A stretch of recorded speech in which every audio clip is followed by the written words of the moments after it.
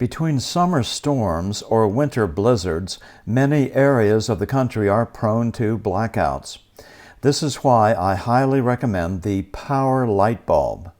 It charges a built-in battery, and it'll detect if you have a power outage. And when it detects that, it'll activate the LED component above. Get the power light bulb for 67% off today by going to www.powerlightbulb or clicking the link below.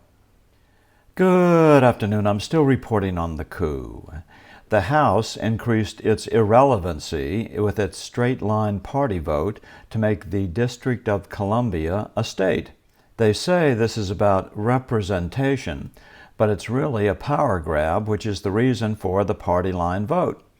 The Democrats in the House see this as a way to gain 2 more Democrat senators. Joe Biden received 92% of the vote in D.C. in the 2020 election, a good indication of just how Democrat the city is. But there is a long list of problems with making D.C. a state. First and foremost, it is unconstitutional twice. Establishing a federal district is in the Constitution, Article 1, Section 8. Plus, there is the 23rd Amendment giving the people in D.C. the right to choose electors to vote for president. Not all the Democratic senators are in favor of making D.C. a state, and it wouldn't come close to the 60 votes needed for a regular bill to come to the floor of the Senate for a vote. It's a really dumb idea, and off the record and behind locked doors, some of the folks in D.C. city government have been adamantly opposed in the past. Why? D.C. gets billions of dollars from the federal government that no other city or state receives. If D.C. were to become a state, it would have to stand in line with all the other states, begging for federal money. With only 1 representative in the House, D.C. wouldn't have a lot of clout. Now the federal government pays for the courts and prison system that are outrageously expensive and would go away with the many other special allocations that D.C. receives. For Washington to have anywhere near the budget it has today, the tax rate would be so high that even the wealthy folks who live there now would find it financially beneficial to move across the state line into Maryland or across the river into Virginia, which would mean that Washington would have even fewer residents who pay taxes and a higher percentage of residents who live on the government dole. It's a common practice, regardless of race, for people who reach a middle-class income to flee the city to either Virginia or Maryland and endure a long commute to live somewhere where they can afford a house and don't have to deal with the current high taxes and high crime of D.C. If D.C. were to become a state, that outflow would become even greater. But that isn't the real issue, which is why the Democrats in Congress don't really care what their Democrat cohorts in D.C. city government are telling them behind closed doors. The real issue is political power. That the real issue is getting 2 more Democratic senators. The Democrats act like if the bill is passed, that D.C. will become a state immediately, and 2 Democrats will be added to the Senate, ending the 50-50 split next month.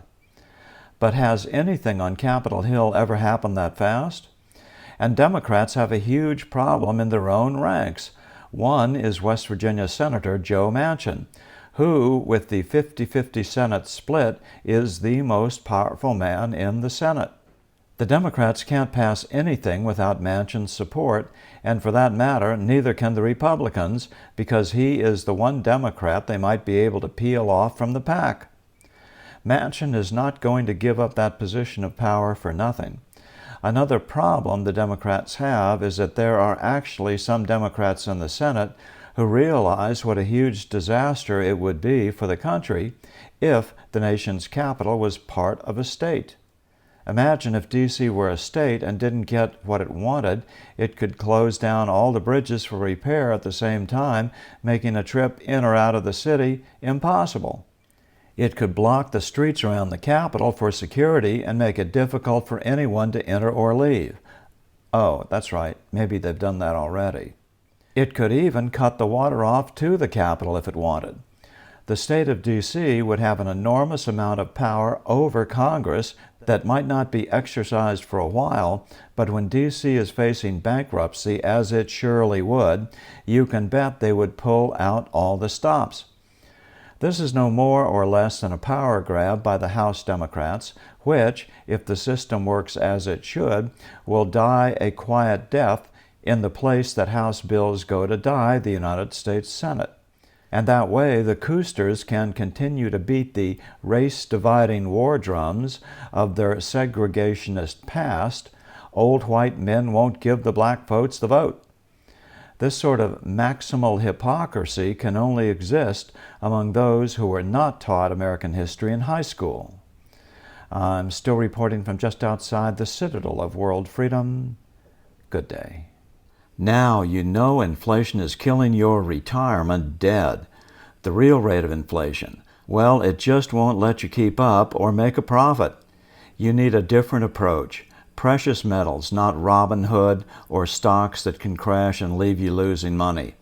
An IRA or 401k with Noble Gold is the answer. And this month, Noble Gold is gifting a genuine, rare Carson City minted Morgan silver dollar with every qualifying IRA or 401k. Find out more at www.noblegoldinvestments.com.